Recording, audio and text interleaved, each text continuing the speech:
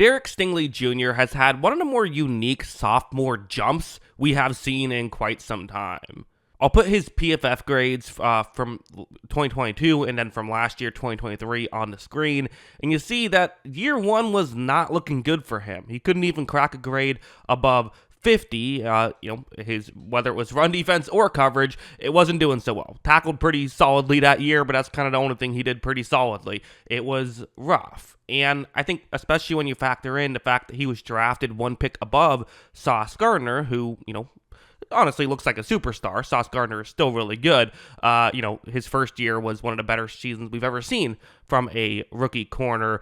This looked like a rough draft pick for Houston, but sometimes coaching and just having a new year under your belt can pay off wonders, and we see that he had a couple hundred more snaps, over 800 snaps in 2023, and the PFF grade as a whole jumped over 30 points. This is a massive swing that just almost never happens. Even with, corners, there is a history of kind of starting off slow and developing and eventually becoming good later.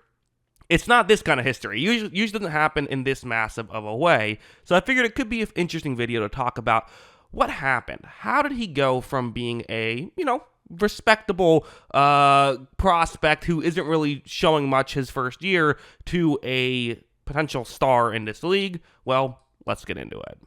First, let's start off with a play like what you see on the screen. So this is going to be really, I think, what they want out of Stingley, what they kind of were hoping he could do, and what he has been able to do so far for the Houston Texans, especially in this second year, which is, it's going to be a zone coverage play, and you see kind of where he's supposed to cover. He's the zone in white. That's what, his area of the field, and there's a route that could be picking on it, kind of a more underneath route. Watch how when this play begins, Kyler actually initially looks somewhere else, but you see that Stingley is giving a little bit of space, and I think that's kind of the main thing Stingley has had to figure out so far at the NFL level, which is kind of understandable, is just how much space do you give your opposing receivers? It's a real thing, right? Because Stingley, with how fast he is, usually when he's going up against, other number one receivers in college, he's good. He can line up kind of wherever. He doesn't have to give up any space. He knows he can keep up with guys. But here,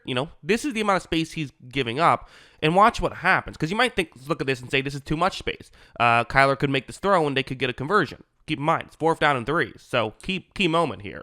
However, you see Stingley is able to close so well. Sure, the receiver kind of moved in front of the first down marker, so maybe you don't love that. But the way that he has that closing speed is really what has paid off well so far at the NFL level for Stingley. And I think figuring out exactly how much space to give guys has been a real reason why he went from, not a great season last year to a better season this year. And you could argue that's coaching. You could argue that's just him getting better. We'll never know. But a play like this is really how it works out. Where, again, kind of a similar situation. You see where he's covering. It's the cover 2 zone. He's covering the flat, right? That area outside the numbers towards the top of the screen. And when it begins, you're going to see that Russell Wilson, he's trying to make a quick throw. So for Stingley, knowing how much space you have to give and all that stuff, he's reading this play really well. Watch when his throw is, quite frankly, off. Stingley is able to run over, and he's the one who makes the catch on that one. A really well, read play by Stingley. But again, it's the kind of thing where knowing where to be, knowing how to work with your coverage, because this kind of scheme is pretty similar to what they did last year, honestly, but very different than what he did in college. So that's kind of why I think this is, interesting. And it's why I think he has, done a good job at being able to improve, is because of things like this. That's just kind of how I see it. But also things like this are, that other stuff, okay, that's good. But, to some degree, both of those 2 plays I showed you are a little bit relying on the opposing team making a mistake, right? The last one was Russell Wilson making a bad throw. The one prior was, you could argue the receiver should have been further deep, which might have not allowed for Stingley to make the tackle and get the 4th down conversion. Who knows? But a play like this, I think, is really just remarkable and something you don't see many players be able to pull off. You see how it works. This is quarters coverage, which isn't that different than the cover 2 zone, but now he's supposed to cover kind of further deep down the field.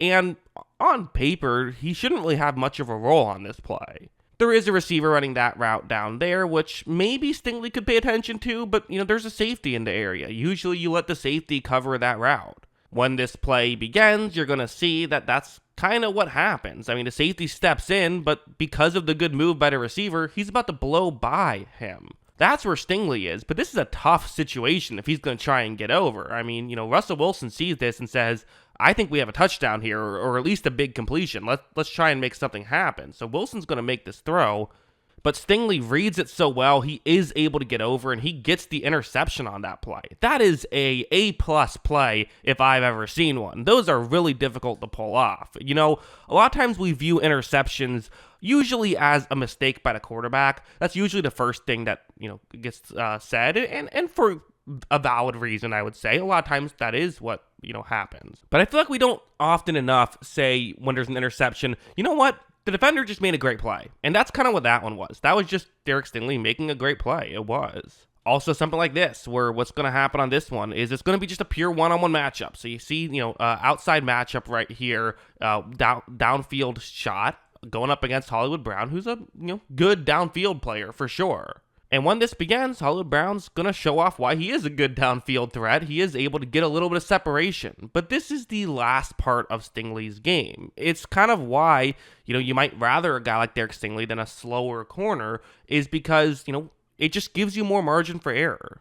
Because if you're a slower corner in this situation, you're essentially screwed. You get a step behind, then what else can you do? And there were times last year where, or as in Stingley's rookie year, where he was 2 or 3 steps behind. And at that point, there was nothing he could do. But if you're 1 step behind, watch him close well. It maybe was throwing a bit behind, which helped out. But really, it wasn't a horrible throw or anything. Stingley was able to just come back so well. And being able to have that ability to come back just matters a lot. Listen, the reality is, as a whole, Derek Stingley is always going to kind of be known as at least he's going to be compared to Sauce Gardner, because he went 1 pick ahead of Gardner, and they were, both very hyped up prospects that play the same position. But the reality is, if you're a Houston Texans fan, you don't really think that way. What you really want is just a good player, and Derek Stingley has been a really good player. So it's one of those things that always stings if you don't get a good player, and then a good player of that position gets drafted later on, right? Like, for example, when the Bills drafted Sammy Watkins, who was an okay player for them, but then a bunch of great wide receivers like Mike Evans and Odell Beckham were drafted after, and it's like, well, maybe we could have gotten a better player. That stings. In this situation, okay, maybe you could sit here and say, I would put Sauce Gardner higher on my best corners list than Stingley, but you got a good player. He fits your scheme really well. You're not complaining if you're a Houston fan, I don't think. But yeah, those are my thoughts. What are yours? Let me know in the comments below. Always love hearing from you. And of course, as always, thanks for watching.